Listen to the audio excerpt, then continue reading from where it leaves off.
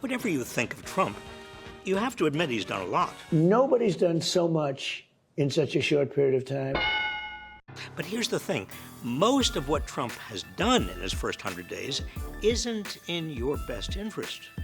Trump's most popular campaign promise was to bring down the price of groceries. A vote for Trump means your groceries will be cheaper. Now, while he really, really loves to talk about groceries, It's such an old-fashioned term, but a beautiful term, groceries. It sort of says a bag with different things in it.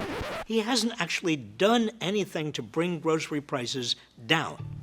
In fact, on top of nearly tanking the stock market, Trump's blanket tariffs will raise the price of groceries and almost everything else you buy.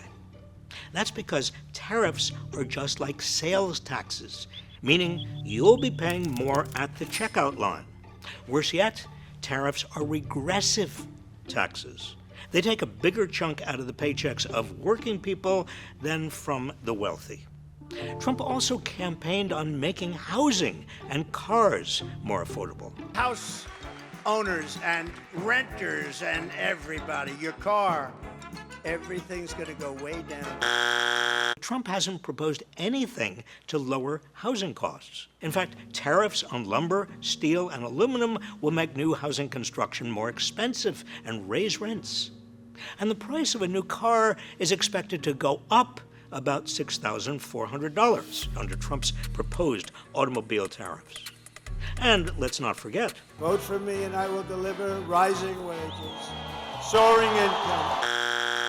the easiest way to boost the income of 40 million Americans would be to increase the federal minimum wage, which hasn't gone up since 2009 to $15 an hour. But Trump didn't do that. Instead, he actually cut the minimum wage for as many as 400,000 federal contractors by rescinding Biden's executive order to raise their wages. Meanwhile, he's working with MAGA Republicans in Congress to pass even more tax cuts for the richest Americans and biggest corporations.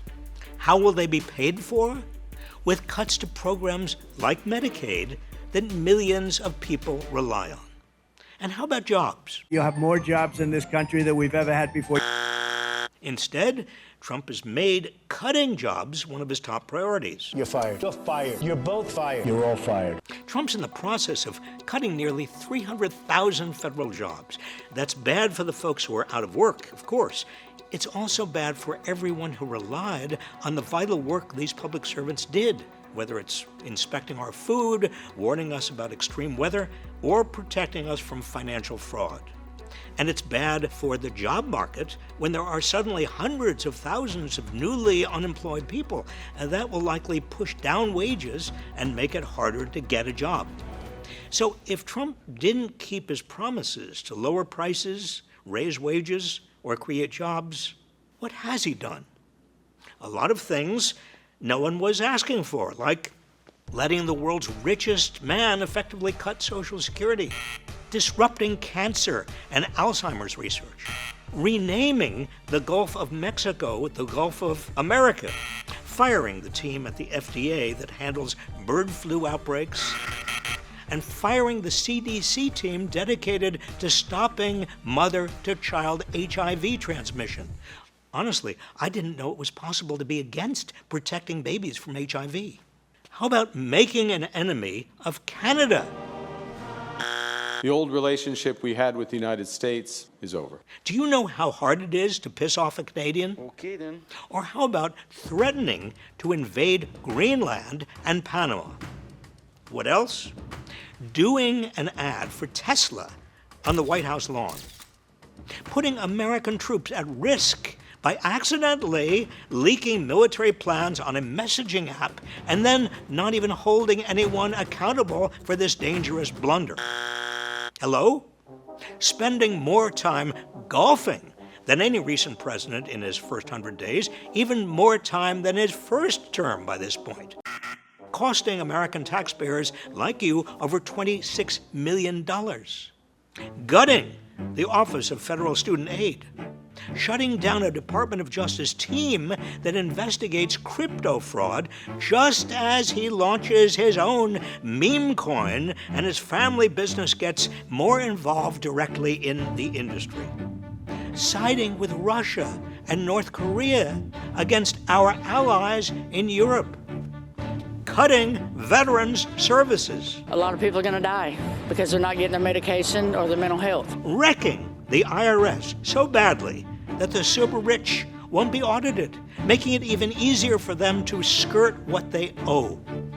And, of course, he's trying to turn America into a dictatorship. He's ripping up the Constitution piece by piece. So far, he's defying the First Amendment by trying to silence dissent.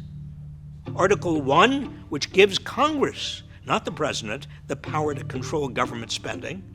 Article 3, by ignoring judicial rulings, including decisions handed down by the Supreme Court. The 4th, 5th, and 6th Amendments, by detaining, deporting, and imprisoning people without due process of law. The 14th Amendment, by denying birthright citizenship. And even possibly the 22nd Amendment, by suggesting he might serve more than 2 terms. Are you seeing a pattern here? Everything Trump has done in his first 100 days has been to benefit his billionaire donors and corporate backers and to consolidate more power in his hands, all at your expense. So, yes, Trump has done a lot, just not what most Americans were asking for, and certainly not what we need. We deserve better.